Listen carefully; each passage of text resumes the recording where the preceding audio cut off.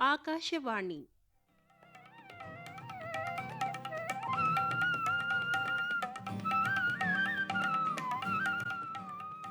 ರೂಪಕ ನಾಡು ನುಡಿ.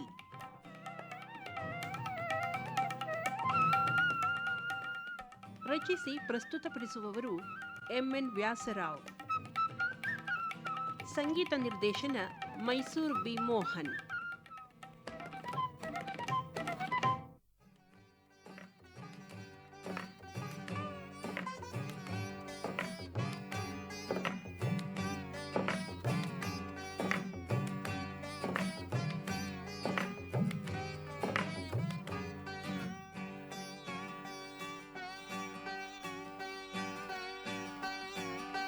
ಕನ್ನಡ ಎನೆ ಕುಣಿದಾಡುವುದೆನ್ನದೆ ಕನ್ನಡ ಎನೆ ಕಿವಿ ನಿಮಿರುವುದು.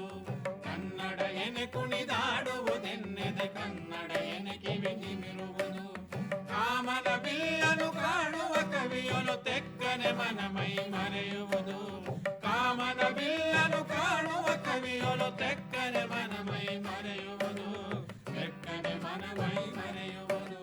ಕನ್ನಡ ಎನೆ ಕುಣಿದಾಡುವುದೆನ್ನದೆ ಕನ್ನಡ ಎನೆ ಕಿವಿ ನಿಮಿರುವುದು.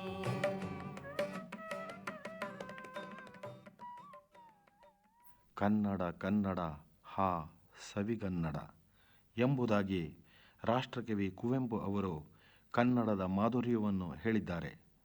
ಕನ್ನಡ ಶಬ್ದ ಅಂತಹ ಮಧುರವಾದ ಶಬ್ದ. ಕನ್ನಡ ನುಡಿ ನಮ್ಮನ್ನು ಒಳಗೊಳ್ಳುವ ಅದಮ್ಯ ಚೇತನವನ್ನು ಹೊಂದಿದೆ. ಕನ್ನಡ ಭಾಷೆಯಿಂದಲೇ ನಾವು ಪ್ರಗತಿಯನ್ನು ಹೊಂದುವುದು. ಕನ್ನಡ ನಮ್ಮ ಜೀವಲಹರಿ.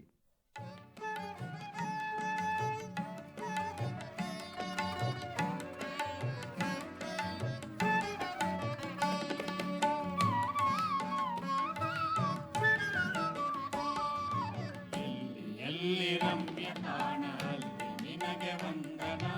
ಎಲ್ಲಿ ಎಲ್ಲಿ ರಮ್ಯ ತಾಣ ಅಲ್ಲಿ ನಿನಗೆ ವಂದನ. ಎಲ್ಲಿ ಎಲ್ಲಿ ಪುಣ್ಯಧಾಮವು ಉದವನ ಚಂದನ. ಎಲ್ಲಿ ಎಲ್ಲಿ ಪುಣ್ಯಧಾಮವು ಉದವನ ಚಂದನ.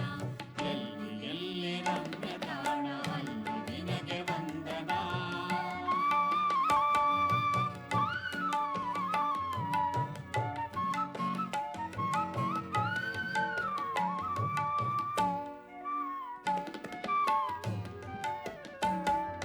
ತುಂಗೆ ಕೃಷ್ಣ ಕಾವೇರಿ ನಿನ್ನ ಪ್ರಾಣ ಸ್ಪಂದನ. ತುಂಗೆ ಕೃಷ್ಣ ಕಾವೇರಿ ನಿನ್ನ ಪ್ರಾಣ ಸ್ಪಂದನ. ಹರಿದ್ವರ್ಣ ತರು ಸುಪರ್ಣ ವಿಪಿನ ಸ್ವಪ್ನ ನಂದನ. ಹರಿದ್ವರ್ಣ ತರು ಸುಪರ್ಣ ವಿಪಿನ ಸ್ವಪ್ನ ನಂದನ. ಎಲ್ಲಿ ಎಲ್ಲಿ ರಮ್ಯ ತಾಣ ಅಲ್ಲಿ ನಿನಗೆ ವಂದನ. ಎಲ್ಲಿ ಎಲ್ಲಿ ಪುಣ್ಯಧಾಮವು ಉದವನ ಚಂದನ.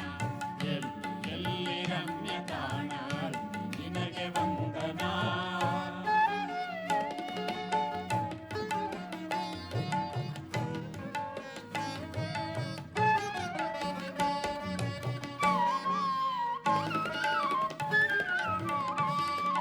ಕನ್ನಡಿಗರ ಸಿದ್ಧಿ ಮೆರೆದರಲ್ಲಿ ನಿನ್ನ ಹೋರಣ.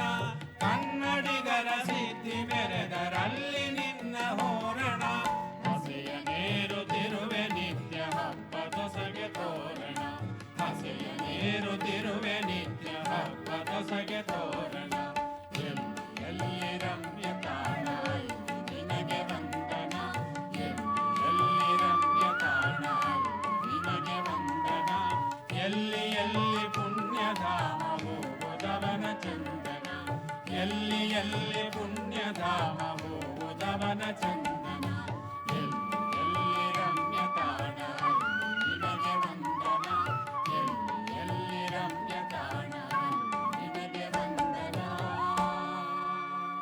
ಭಾಷೆ ಎಂಬುದು ಒಂದು ಗುಂಪಿನ ಮನುಷ್ಯರು ಆಡುವ ಮಾತುಗಳ ಅಥವಾ ಅಕ್ಷರ ಶಬ್ದಗಳ ಸಮೂಹದ ಹೆಸರು. ಭಾಷೆಯು ಮನಸ್ಸಿನ ಬಾಹ್ಯಮೂರ್ತಿ, ಮನಸ್ಸಿನ ವಾಹನ. ಮನಸ್ಸೇ ಮನುಷ್ಯ. ಮನಸ್ಸಿಲ್ಲದೆ ಮನುಷ್ಯ ವ್ಯಾಪಾರವಿಲ್ಲ. ಮಾತೆಂಬ ದೂತನಿಲ್ಲದೆ ಮನಸ್ಸಿಗೆ ಪ್ರಪಂಚ ವ್ಯವಹಾರವಿಲ್ಲ. ಮಾತೆಂಬುದು ಒಬ್ಬ ಮನುಷ್ಯನ ಕಂಠದಿಂದ ಹೊರಟು ಇನ್ನೊಬ್ಬನ ಕಿವಿಯನ್ನು ಸೇರಬಲ್ಲ ಧ್ವನಿ ವಿಶೇಷಗಳ ಅಥವಾ ಶಬ್ದಗಳ ಒಂದು ನಿಷ್ಕರ್ಷೆಯಾದ ರೂಪ ಎಂಬುದಾಗಿ ಭಟ್ಟಾಕಲಂಕ ಹೇಳಿದ್ದಾನೆ.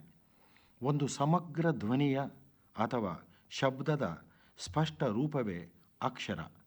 ಅಕ್ಷರಗಳು ಕಣ್ಣಿಗೆ ಗೋಚರಿಸುವಂತೆ ಮಾಡುವ ಸಂಕೇತ ರೂಪಗಳೇ ಲಿಪಿ. ಒಂದು ಗುಂಪಿನ ಜನರು ತಮ್ಮ ಇಂದ್ರಿಯಗಳಿಗೆ ತಿಳಿದು ಬಂದಿರುವ ನಾನಾ ಪ್ರಾಣಿಗಳಿಗೂ, ನಾನಾ ಪದಾರ್ಥಗಳಿಗೂ, ಅವುಗಳ ನಾನಾ ವರ್ತನೆಗಳಿಗೂ, ಕಾರ್ಯಗಳಿಗೂ, ತಮ್ಮ ನಾನಾ ಅವಸ್ಥೆಗಳಿಗೂ, ಅನುಭವಗಳಿಗೂ ಒಂದಕ್ಕೊಂದು ಸಂಕೇತ ಅಥವಾ ಹೆಸರನ್ನು ಗೊತ್ತು ಮಾಡಿರುವುದು. ಇಂತಹ ಸಂಕೇತಗಳ ಅಥವಾ ಮಾತುಗಳ ಸಮೂಹವೇ ಅವರ ಭಾಷೆ. ಇದನ್ನೇ ಭಾಷಾ ಸಂಕೇತವಶಾತ್ ಪದಾರ್ಥ ಗೋಚರ ಪ್ರವೃತ್ತಿ ನಿವೃತ್ತಿ ವ್ಯವಹಾರೋಪೈಕ ವಾಗ್ವಿಶೇಷಾಹ ಎಂಬುದಾಗಿ ಕರೆದಿರುವುದು. ಇಂತಹ ಒಂದು ಗುಂಪಿನ ಭಾಷೆ ಮಾತಾಡುವ ಜನರು ನಾವು. ಈ ಗುಂಪು ವಾಸವಾಗಿರುವ ನೆಲವೇ ಕನ್ನಡ ನಾಡು, ಕರ್ನಾಟಕ ಎಂಬುದಾಗಿ ಕರೆಯಲ್ಪಟ್ಟಿದೆ. ಅಂದಮೇಲೆ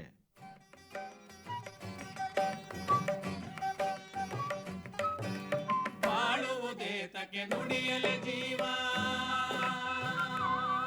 ಸಿರಿ ಕನ್ನಡದಲ್ಲಿ ಕವಿತೆಯ ಹಾಡೆ, ಸಿರಿಗನ್ನಡ ಏಳಿಗೆಯನು ನೋಡೆ, ಕನ್ನಡ ತಾಯಿಯ ಸೇವೆಯ ಮಾಡೆ, ಕನ್ನಡ ತಾಯಿಯ ಸೇವೆಯ ಮಾಡೆ, ಕನ್ನಡ ತಾಯಿಯ ಸೇವೆಯ ಮಾಡೆ. ಕನ್ನಡ ಎನೆ ಕುಣಿದಾಡುವುದೆನ್ನದೆ ಕನ್ನಡ ಎನೆ ಕಿವಿ ನಿಮಿರುವುದು, ಕನ್ನಡ ಎನೆ ಕುಣಿದಾಡುವುದೆನ್ನದೆ ಕನ್ನಡ ಎನೆ ಕಿವಿ ನಿಮಿರುವುದು, ಕನ್ನಡ ಎನೆ ಕಿವಿ ನಿಮಿರುವುದು ಎನ್ನುವ ಕವಿವಾಣಿ ಅರ್ಥಪೂರ್ಣವಾದುದಲ್ಲವೇ? ನಮ್ಮ ಕರ್ನಾಟಕದಂತೆ ಸಂತತವಾದ ಮತ್ತು ಕೀರ್ತಿಯುತವಾದ ಚರಿತ್ರೆಯುಳ್ಳ ಪ್ರಾಂತಗಳು ಭರತಖಂಡದಲ್ಲಿ ಹೆಚ್ಚಿಲ್ಲ.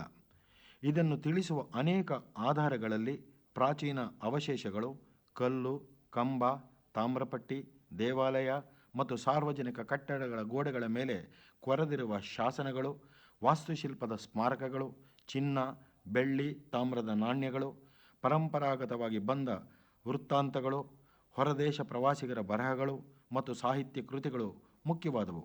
ಹೀಗೆ ಮುಖ್ಯವಾದ ಸಂಗತಿಗಳನ್ನು ತೋರಿಸಿದ ಪ್ರದೇಶ ಮೈಸೂರು ಸಂಸ್ಥಾನದಲ್ಲಿರುವ ಚಂದ್ರವಳ್ಳಿ. ಇದಕ್ಕೆ 3000 ವರ್ಷಗಳಿಗೂ ಮೀರಿದ ಪ್ರಾಚೀನತೆ ಇದೆ ಎನ್ನುತ್ತಾರೆ. ಶಾಸನಗಳು ಹೇರಳವಾಗಿರುವುದು ಕರ್ನಾಟಕದಲ್ಲೇ.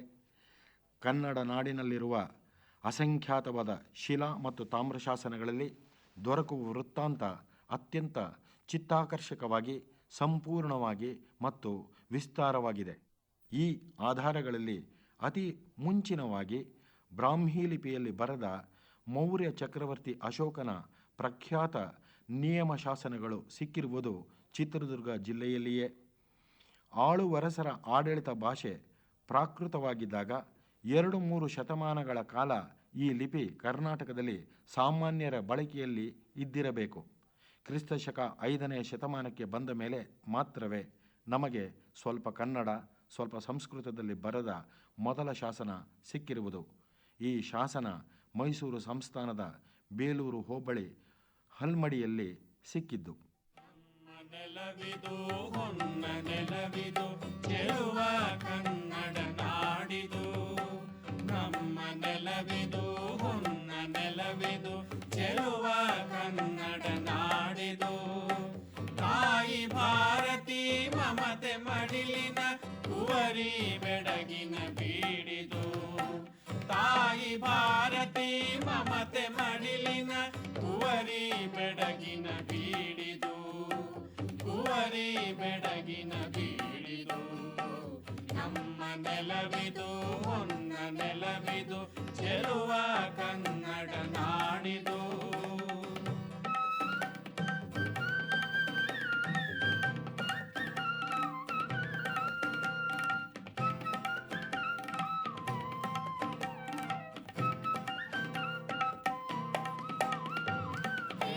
ಗಂಧದ ತೆಂಗು ಕಂಗಿನ ಬಾಳೆ ತೋಟದ ಮೈಸಿರಿ, ಮಲೆಯ ನಾಡಿನ ಮಳೆಯ ಬಿಲ್ಲನು ಮುಡಿದು ನಿಂತಿಹ ವನಸಿರಿ. ಧುಮುಕುವ ಬಿಯ ನಾಟ್ಯ ಭರತಕ್ಕೆ ಹೊಡೆದು ಹಾಸಿರ ಗುಡಿಯ ಗೋಪುರದೊಳಗೆ ಬಗೆ ಬಗೆ ಇನಿದನಿ ಚೆಲುವ ಕನ್ನಡ ನಾಡಿದು ಸಿರಿಯ ಸೊಬಗಿನ ಬೀಡಿದು ಚೆಲುವ ಕನ್ನಡ ನಾಡಿದು ಸಿರಿಯ ಸೊಬಗಿನ ಬೀಡಿದು ನಮ್ಮ ನೆಲವಿದು ಹೊನ್ನ ನೆಲವಿದು ಚೆಲುವ ಕನ್ನಡ ನಾಡಿದು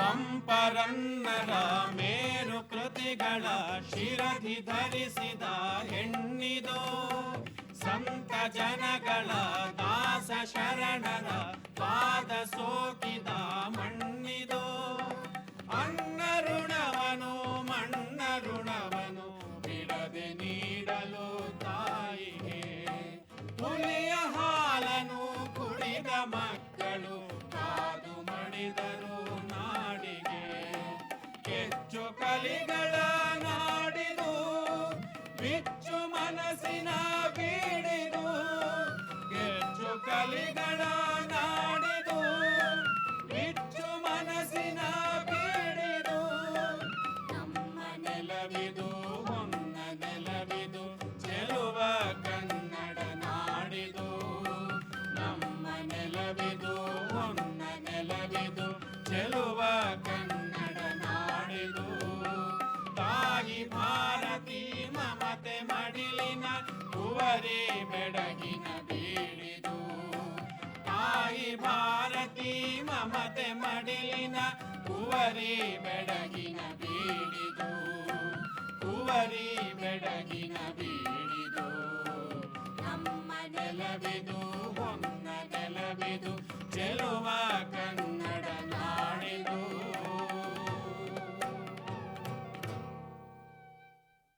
ಕರ್ನಾಟಕವೆಂಬ ಪದದ ನಿಷ್ಪತ್ತಿ ಹೇಗೆ ಎಂಬುದರ ಬಗ್ಗೆ ಅನೇಕ ವಾದಗಳು ಬಂದಿವೆ. ಕೆಲವರು ಕರ್ಣ ಪ್ಲಸ್ ಅಟ ಎಂದು ಹೇಳಿದರೆ, ಇತರರು ಕರ್ನಾಟ ಎಂಬುದರಿಂದಲೇ, ಅಂದರೆ ಬಹುಶಃ ಕನ್ನಾಡು ಎಂಬುದರಿಂದಲೇ ರೂಢಿಸಬೇಕೆಂದು ವಾದಿಸುತ್ತಾರೆ. ತಮಿಳಿನ ಪ್ರಾಚೀನ ಮಹಾಕಾವ್ಯವಾದ ಶಿಲಪ್ಪದಿಕಾರಂನಲ್ಲಿ ಕನ್ನಡರ್ ಎಂಬ ಮಾತಿದೆ. ಪಾಂಡ್ಯರ ದೊರೆ ಷಡಯನ್ ಪರಾಂತಕ ಸುಮಾರು ಕ್ರಿಸ್ತಶಕ 770ರಲ್ಲಿ ಇದ್ದ ಈತನ ಪ್ರಕಾರ ವೇಳ್ಯಕುಡಿ ಶಾಸನಗಳಲ್ಲಿ ಕರ್ನಾಡಗನ್ ಎಂಬ ಮಾತಿದೆ. ಇದರಿಂದಾಗಿ ಕರ್ನಾಡು ಅತಿ ಪ್ರಾಚೀನ ರೂಪ ಎಂದು ಖಂಡಿತವಾಗಿ ಹೇಳಬಹುದು. ಕರ್ನಾಡು, ಕನ್ನಾಡು ಎಂಬ ಪದದ ಮೂಲ ಅರ್ಥ ಒಂದು ಮಹಾನಾಡು ಅಥವಾ ಎತ್ತರವಾದ ನಾಡು ಎಂದು. ಕ್ರಿಸ್ತಶಕ 9ನೇ ಶತಮಾನದ ಪ್ರಖ್ಯಾತ ರಾಜಕವಿ ನೃಪತುಂಗನ ಪ್ರಕಾರ ಹಾಗೂ 16ನೇ ಶತಮಾನದ ನಂಜುಂಡ ಕವಿಯ ಪ್ರಕಾರವಾಗಿ ಗೋದಾವರಿಯಿಂದ ಕಾವೇರಿ ನದಿವರೆಗೂ ಕರ್ನಾಟಕ ಹಬ್ಬಿತ್ತು ಎಂಬುದಾಗಿ ತಿಳಿಯುತ್ತದೆ. ಕನ್ನಡ ಭಾಷೆ ಹಾಗೂ ಸಂಸ್ಕೃತಿ ಬಹುದೂರದವರೆಗೂ ಚಾಚಿಕೊಂಡು ತನ್ನ ಕಂಪನ್ನು, ಸೊಗಡನ್ನು, ಪ್ರಭಾವವನ್ನು ಬೀರಿರುವುದನ್ನು ನಾವು ಕಾಣಬಹುದು. ವರಕವಿ ಬೇಂದ್ರೆಯವರು ಕನ್ನಡ ನಾಡನ್ನು ಕುರಿತು ಹೀಗೆ ಹೇಳುತ್ತಾರೆ: ಕಡಲ ಮೇಲೆದ್ದಿತ್ತು ಕೂರ್ಮದಂತಿ ನೆಲವು, ಗೊಂಡವನ ಪ್ರಾಚೀನ ಭೂಮಿ ಭಾಗ, ಧಾರವಾಡ ಕಟಕು ಬಂಡೆಯ ಮೇಲೆ ಹಬ್ಬಿತ್ತು, ವನವಾಸಿ ಕುಂತಳದ ಭವ್ಯ ಜಾಗ. ತೆಂಕಣಕ್ಕೆ ಕೇರಳವು, ದ್ರಾವಿಡವು ಮೂಡಲಕ್ಕೆ, ಆಂಧ್ರ ಬಡಿಗಣಕ್ಕೆ ಮಹಾರಾಷ್ಟ್ರ ನಾಡು, ಈ ಚತುರ್ದಳ ಮಧ್ಯ ಬೀಜ ಕರ್ನಾಟಕವು, ಧರ್ಮ ಗುಂಜಾವರದ ಕವಿಯ ಬೀಡು. ಕನ್ನಡಿಗರ ಕೆಚ್ಚು ಕಲಿತನಗಳು, ಅವರ ಮೃದು ಮಧುರ ಸ್ವಭಾವ ಮುಂತಾದವು ಜನಜನಿತವಾದದ್ದು. ಪ್ರಾಚೀನ ಕಾಲದಿಂದಲೂ ಕನ್ನಡಿಗರ ಔದಾರ್ಯ ಕೀರ್ತಿಪ್ರಾಯವಾಗಿದೆ. ಕನ್ನಡಿಗರು ಎಂತಹವರೆಂದರೆ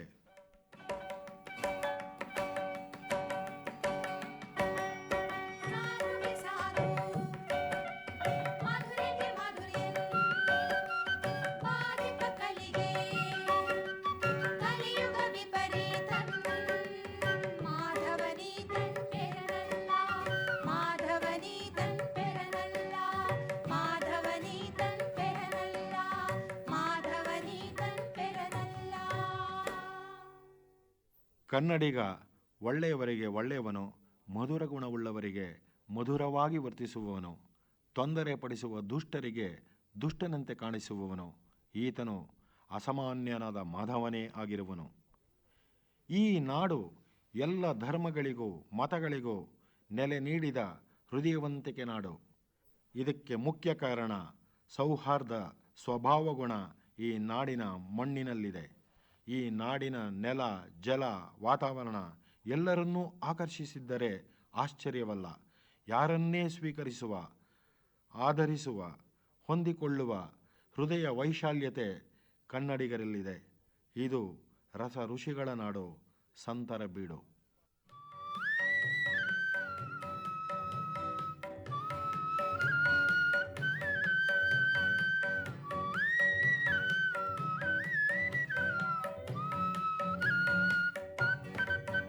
जय भारत जननीय तनु जाते, जय हे कर्नाटक माते.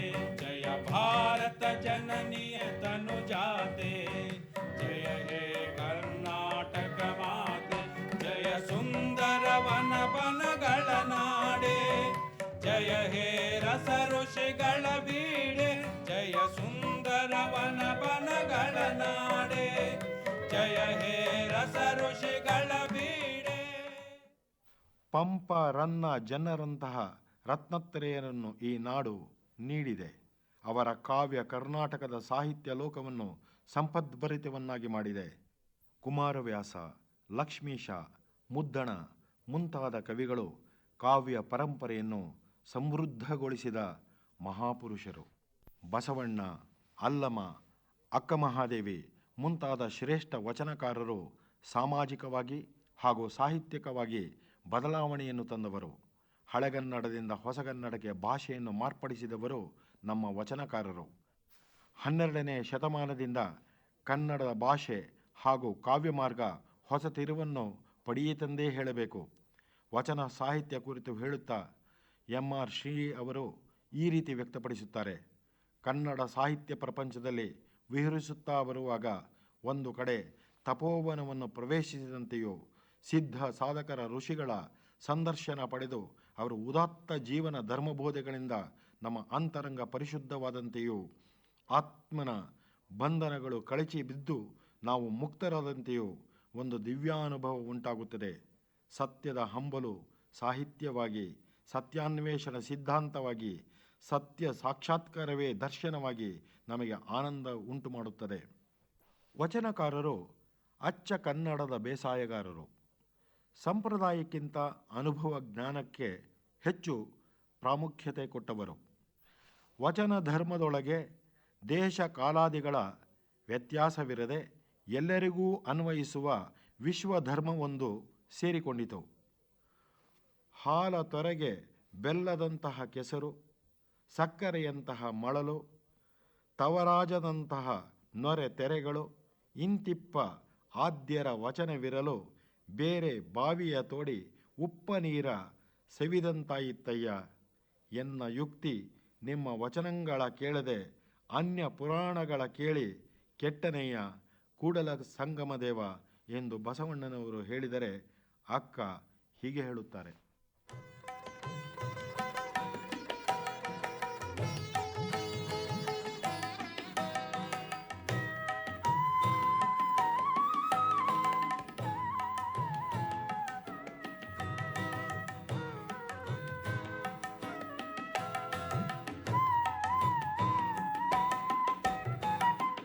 ಪುರುಷನ ಮುಂದೆ ಮಾಯೆ, ಸ್ತ್ರೀಯೆಂಬ ಅಭಿಮಾನವಾಗಿ ಕಾಡಿತ್ತು ನೋಡ. ಸ್ತ್ರೀಯ ಮುಂದೆ ಮಾಯೆ, ಪುರುಷನೆಂಬ ಅಭಿಮಾನವಾಗಿ ಕಾಡಿತ್ತು ನೋಡ. ಲೋಕವೆಂಬ ಮಾಯೆಗೆ ಶರಣ ಚಾರಿತ್ರ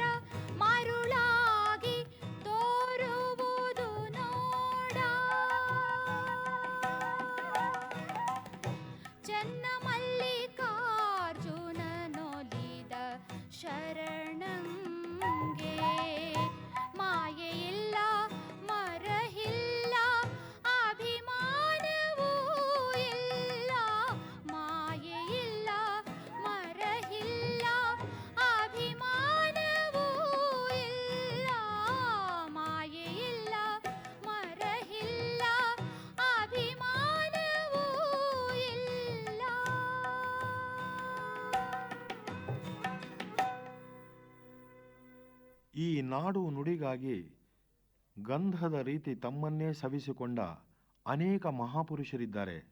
ಕನ್ನಡ ಸಂಸ್ಕೃತಿ, ಕನ್ನಡ ಕಲೆ, ಸಾಹಿತ್ಯ, ಸಂಗೀತ ಎಲ್ಲವೂ ಈ ನಾಡಿನ ಲಕ್ಷಣವನ್ನು ಎತ್ತಿ ಹಿಡಿದಿದೆ.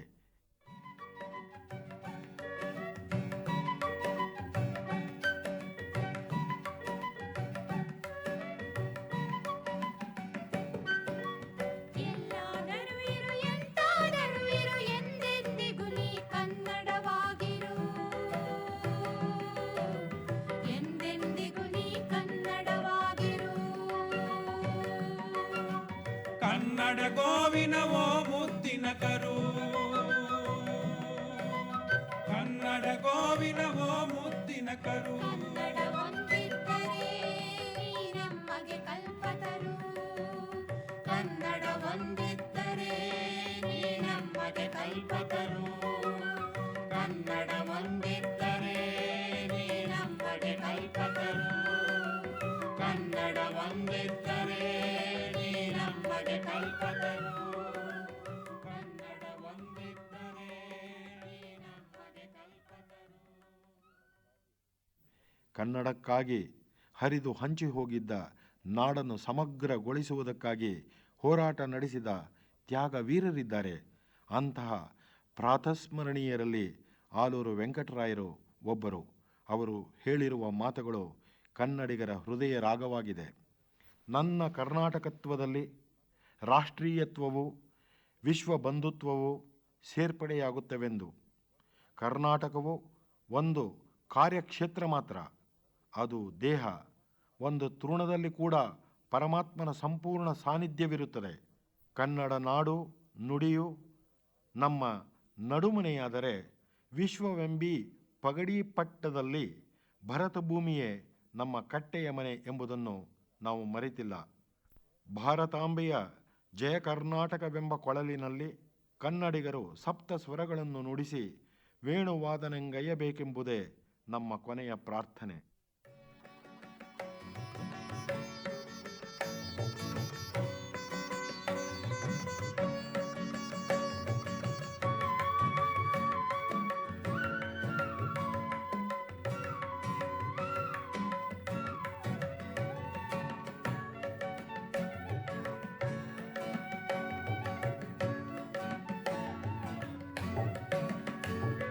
ನವೋದಯದ ಕಿರಣ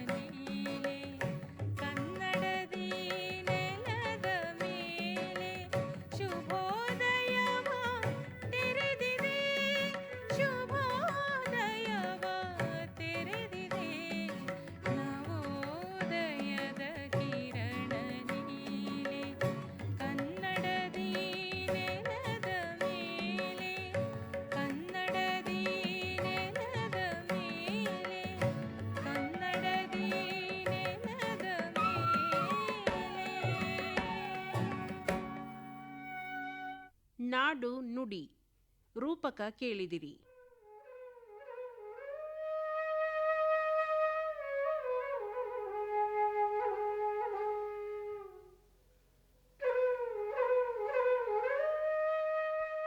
ರಚಿಸಿ ಪ್ರಸ್ತುತಪಡಿಸಿದವರು ಎನ್ ವ್ಯಾಸರಾವ್.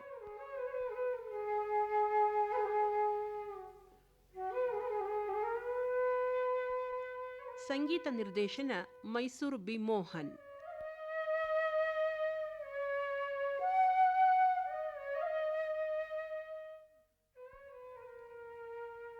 ಭಾಗವಹಿಸಿದ ಕಲಾವಿದರು M Pundalika, M Lakshmikanta, KS Surekha, MS Srivalli, Chandrika Gururaj.